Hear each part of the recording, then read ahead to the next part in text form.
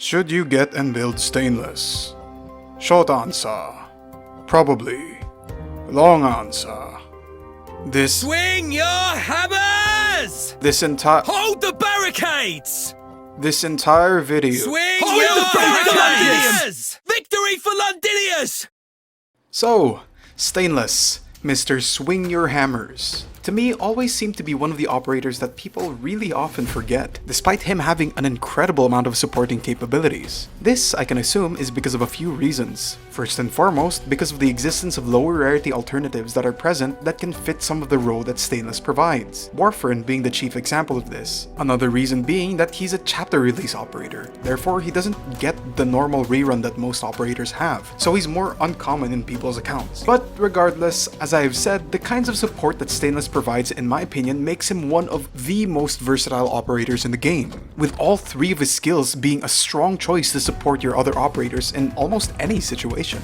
Okay, so as usual, I will divide this video into multiple parts, 2 for Stainless's case. First part being the same as always, a general overview where I break down what his talent, skills, and module does. The second part will be where I break down just the amount of ways he can support other operators, showcasing all the synergies that he has that'll make him maximize not only other operators but also his own DPS with his skill 3. But before we continue, a disclaimer like all my guide videos. Even though I consider myself as very knowledgeable about this game, considering I've been playing this game for years, I am still not a top-end player. This guide is very much for a more casual player looking to maximize operators that they like from time to time. So without further ado, let's swing our hammers for Stainless.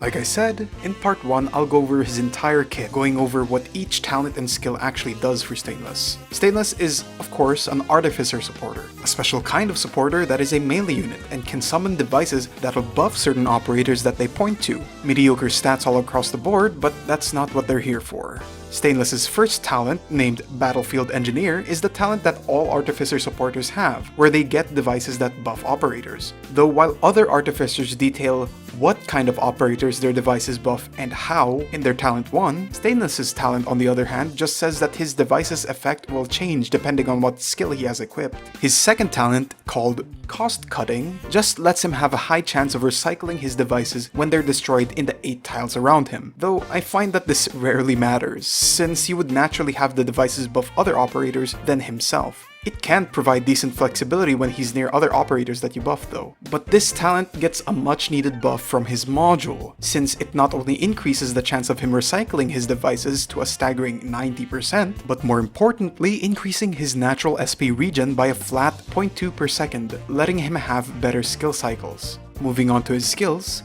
Skill 1, named Extreme Firepower, aside from increasing personal damage by giving him a multiplicative damage scale, this skill also turns his devices into ones that additively buffs the attack of the operator facing it by 12%. You can have 2 of these out at the same time, which is true for all 3 of Stainless's skills, but for this skill, it means that he buffs the operator's attack by 24% passively. This is a permanent buff as long as you don't retreat the device, since they don't lose HP at any point. Once this skill is activated, however, the attack buff will get multiplied by 4 times, leading to a 48% attack buff per device. If both devices are facing the same operator, it'll be a whopping 96% attack buff. Though once this skill ends, it destroys all devices on the field, though in return he gets 1 back. Needless to say, this is a massive buff, almost doubling the operator's attack, and has the flexibility to split this attack buff to 2 operators if need be. But for now, I'll stop talking about this skill. I'll talk about it more on part 2, where I talk about this skill comparing it to the buff Warfarin gives. Skill 2, named Efficient Resupply, turns his devices into SP batteries, each device supplying 1 SP every 3.5 seconds to the operator facing it, though it loses exactly 0.4% of its HP per second. Upon skill activation, the HP loss rate doubles but also buffs the devices to giving 1 SP every 2 seconds. Since this skill lasts for exactly 30 seconds, we can say that in the entire skill duration, each device will give 15 SP to the operator, for a total of 30 SP given. This skill basically makes it so that operators, of course, have much faster skill cycles, essentially doubling SP recovery on skill activation while also giving a respectable amount of SP off skill. The device lasts for an insanely long time. A whopping 4 minutes and 10 seconds if you don't activate skill, 3 minutes 40 seconds if you activate the skill once. Another effect of this skill is buffing Stainless's own attack and defense by a marginal amount, while also letting him hit equal to his block count. Though you're never really gonna use this skill for that purpose, it's still nice to have. S3 is definitely his most famous skill. Prototype of Feist's Metal Crab. What the hell is that skill name? This turns Stainless's devices into stationary turrets that have their own SP. The only way for them to increase this SP is for other operators to hit them. Once they fill up their SP bar, they launch an AoE attack that scales directly with Stainless's own attack stat. The skill of course also increasing Stainless's own attack and ASPD, while also giving him one more device to work with. There are a lot of things to be said about this skill in terms of synergies, so I'll immediately move on to part 2 of this video. Before we go into the many fun things you can do with S3, let's quickly compare and contrast Stainless's S1 with Warfarin's S2. The latter buffs the attack stat of a random operator in her range by 90%. This has an SP cost of 60 and a duration of 15. Stainless, on the other hand, buffs the operator's attack by 48% or 96% if 2 devices are applied. This has an SP cost of 45 and a duration of 20. So case closed, right? Stainless is just a direct upgrade. Well, there are a few things to take into consideration. Since both have their own pros and cons, let's start with Warfarin, who, unlike Stainless, immediately starts recharging her skill after applying her buff. Since the duration of the buff is 15 seconds, this essentially means that her skill cycle is even faster than Stainless's. Not only that, but she has a talent where she grants 2 SP to herself and a random operator in her range every time an enemy dies in her range, not only making her own cycle even faster, but also operators in her range. The affected ally gets their HP drained, but this rarely matters because Warfarin just heals them back up again.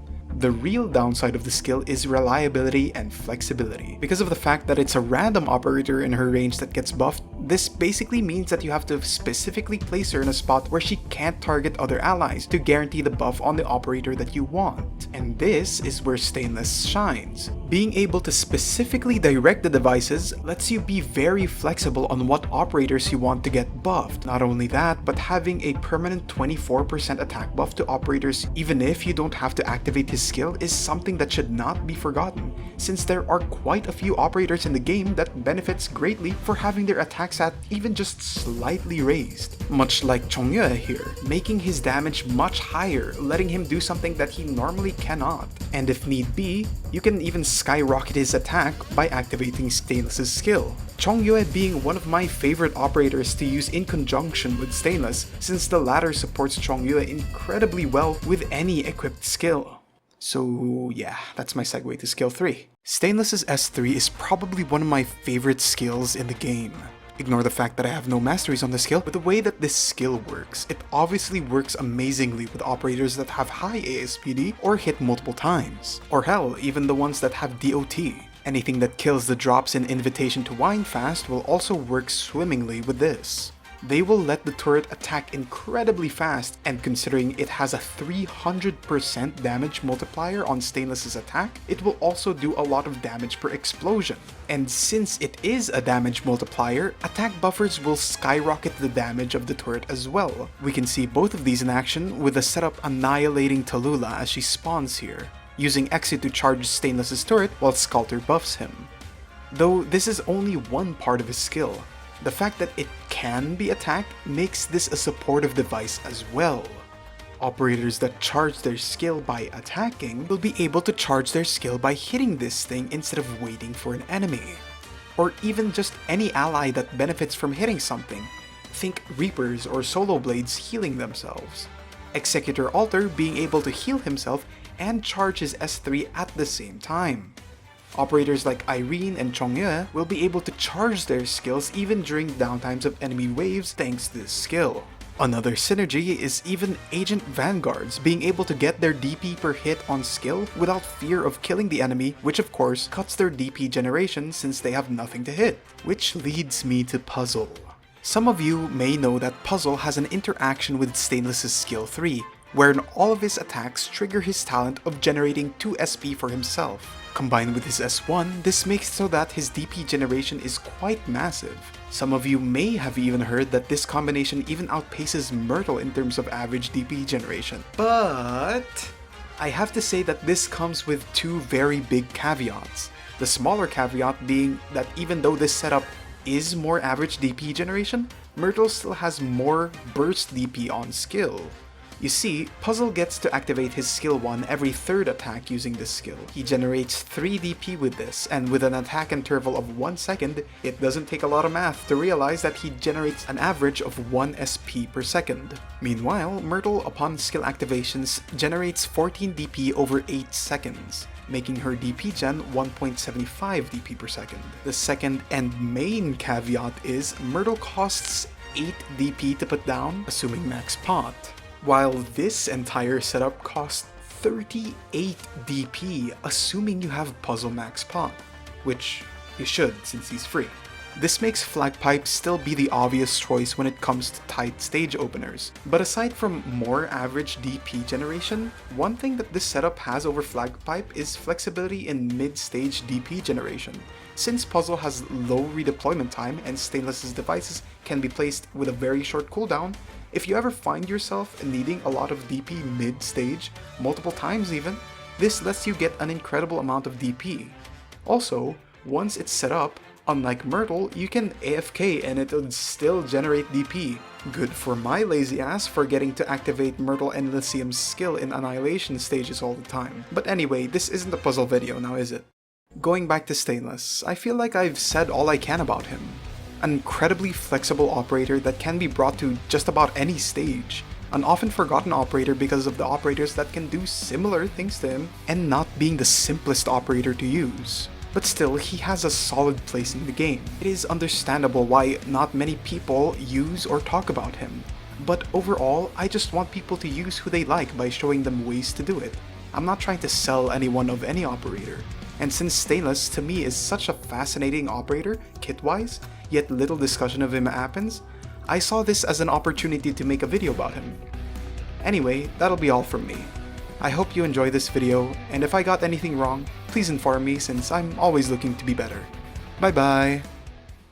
Swing your hammers!